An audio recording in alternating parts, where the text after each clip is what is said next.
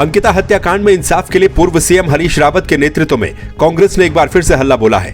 पूर्व मुख्यमंत्री हरीश रावत अंकिता भंडारी को इंसाफ दिलाने की मांग को लेकर गांधी पार्क में धरने पर बैठे। हरीश रावत के साथ पूर्व स्पीकर गोविंद सिंह कुंजवाल, पूर्व कैबिनेट मंत्री हीरा सिंह बिष्ट, पूर्व विधायक ओम गोपाल रावत समेत कई नेता मौजूद रहे। हरीश रावत ने कहा कि विधानसभा में सरकार का बयान लोगों को भ्रम में डालने वाला है। सरकार वीआईपी थ्योरी को सिर्फ वीआईपी रूम तक ही सीमित करना चाहती है। हरीश रावत ने कहा कि इस मामले की सीबीआई जांच होनी चाहिए। सरकार का जो बयान विधानसभा में है, जिसमें उन्होंने कहा है कि वीआईपी कोई कक्ष है और वहाँ ठहरने वाला प्रत्येक व्यक्ति वीआईपी कहलाता है, वो बहुत ही लज्जास्पद, घृणित, गलत और लोगों को उद्वेलित करने वाला है। क्योंकि अंकिता ने अपने बयान में साफ साफ कहा है, अंकिता ने अपने दोस्तों को भेजे संदेश में साफ साफ कहा है कि एक वीआईपी आने वाला है जिसको विशेष सेवा देने के लिए मेरे ऊपर दबाव डाला जा रहा है। इसका मतलब है सरकार का बयान अंकिता के इस बयान को झुठलाता है, इसको झूठा साबित करता है। तो वो उत्तराखंड को मंजूर नहीं है।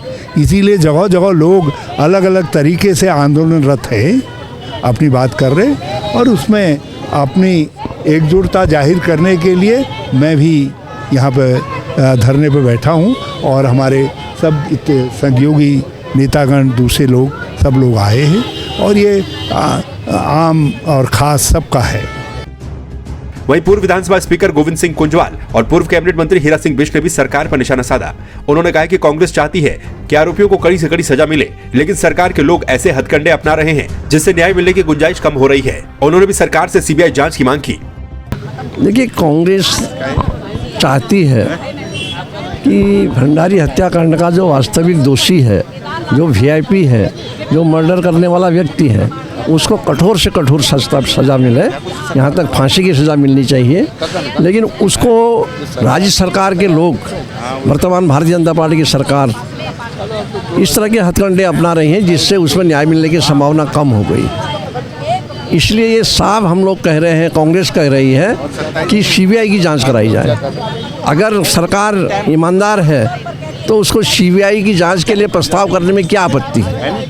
निश्चित रूप से कांग्रेस की डिमांड यही है, सामूहिक धरना है ये। यही डिमांड है कि जिसकी वजह से हत्या हुई इस लड़की की, नृशंस हत्या कर टुकड़े करके डाल दिए गए, वो वीआईपी कौन था?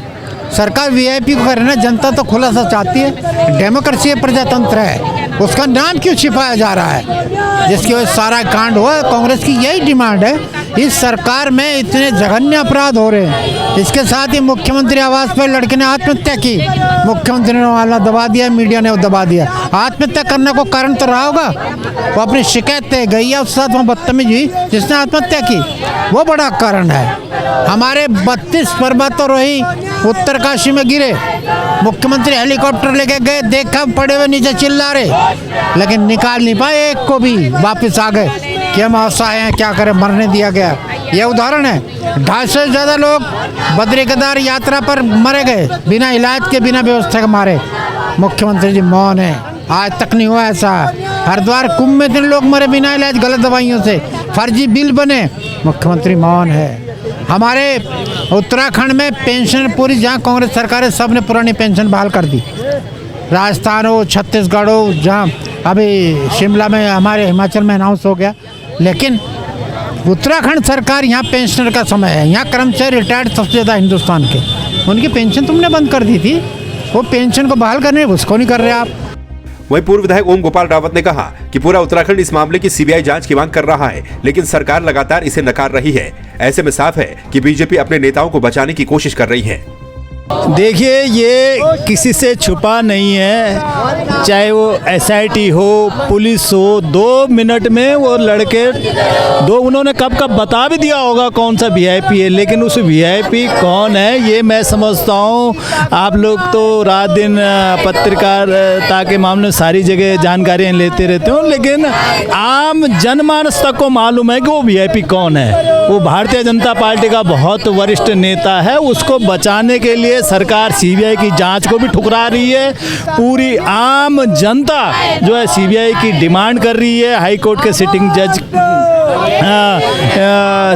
के उसमें जो है समीक्षा हो, उसमें सीबीआई की जांच हो, लेकिन सरकार इस चीज़ को नकार रही है।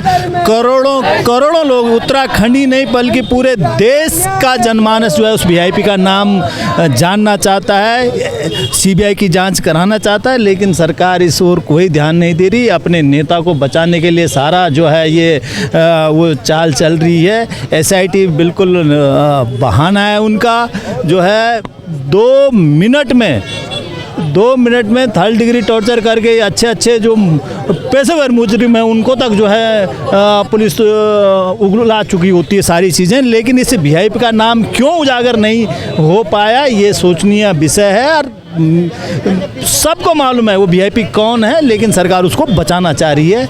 देखिए, जिस तरह से यहाँ कानून व्यवस्था पूरी तरह से ख़त्म हो चुकी है, नष्ट हो चुकी है, और जिस तरह का नंगा नाच यहाँ सत्ता का चल रहा है, हमारी बहू बेटियों की अस्मिता लूटी जाएगी और हम चुपचाप बैठे रहेंगे। उत्तराखंड की जनता एक मरी हुई कौम कहलाएगी अगर हम अपनी बेटियों के साथ हुए विभत्स हत्याकांड का बदला नहीं ले पाते हैं, तो उसको न्याय नहीं दिला पाते हैं। तो बहुत सारे अनुत्तरित सवाल हैं अंकिता हत्याकांड से जुड़े हुए। 3 महीने से हम सिर्फ और सिर्फ इंतज़ार कर रहे हैं कि धामी सरकार भी शायद हिल गई होगी। इस तरह का हत्याकांड जो हमने पहले यूपी बिहार में सुना था, वो अब उत्तराखंड में हो रहा है। देवभूमि हम हैं, तपोभूमि हम हैं, 4 धामों की भूमि हम हैं, लेकिन हम अपनी बच्चियों की रक्षा नहीं कर पा रहे। चलिए, हत्या तो हम नहीं रोक पाए, हत्या हो गई, हम में से किसी को पता नहीं था, लेकिन हत्या का खुलासा होने के बाद क्या हम घरों में बैठ जाएं? क्या हमको अपनी बच्ची को न्याय दिलवाने के लिए घरों से नहीं निकलना पड़ेगा?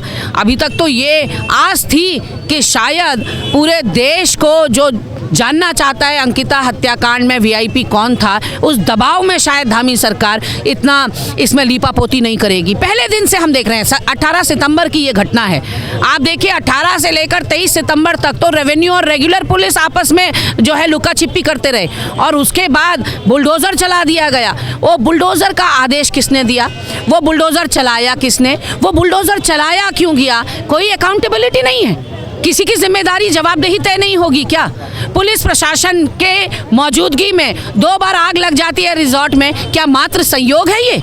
आपके और मेरे घर में तो रोज आग नहीं लगा करती, फिर उस रिजॉर्ट में आग कैसे लग रही है? बार बार क्यों लग रही है? मंशा क्या है आग लगाने के पीछे? और बॉडी पानी में 5 दिन तक रहती है, फूली नहीं होती है। बॉडी का पोस्टमार्टम होता है तो सबके सब जो पुरुष डॉक्टर हैं पोस्टमार्टम करते हैं, महिला डॉक्टर क्यों नहीं थी भाई? हो सकता है उसके साथ यौन दुराचार भी हुआ हो। ऐसे में कहीं ना कहीं पूरे केस की जो संवेदनशीलता है उसको धामी सरकार नहीं संभाल पा रही है। आधे भाजपाई कहते हैं कि वीआईपी कमरे का नाम था, और त्रिवेंद्र और खजानदास जैसे भाजपाई कह रहे हैं कि नहीं, वीआईपी तो था, उसका खुलासा होना चाहिए। तो भाजपा पहले तय तो करे भाई, वीआईपी था या कमरे का नाम वीआईपी था। और उत्तराखंड की जनता इतनी बड़ी बेवकूफ़ नहीं है कि जो अंकिता की आखिरी इच्छा के रूप में, आप सोचिए किसी भी मरने वाले व्यक्ति से उसकी आखिरी इच्छा पूछी जाती है अगर इंसानियत और ज़मीन जिंदा है, लेकिन अंकिता से वो पूछने का मौका किसी को नहीं मिला।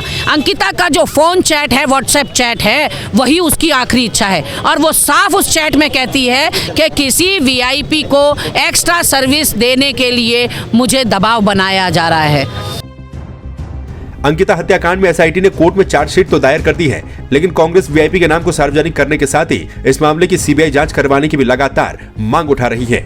संवाद 365 के लिए वीडियो जर्नलिस्ट दिनेश कुमार के साथ दिव्य बहुगुणा की रिपोर्ट।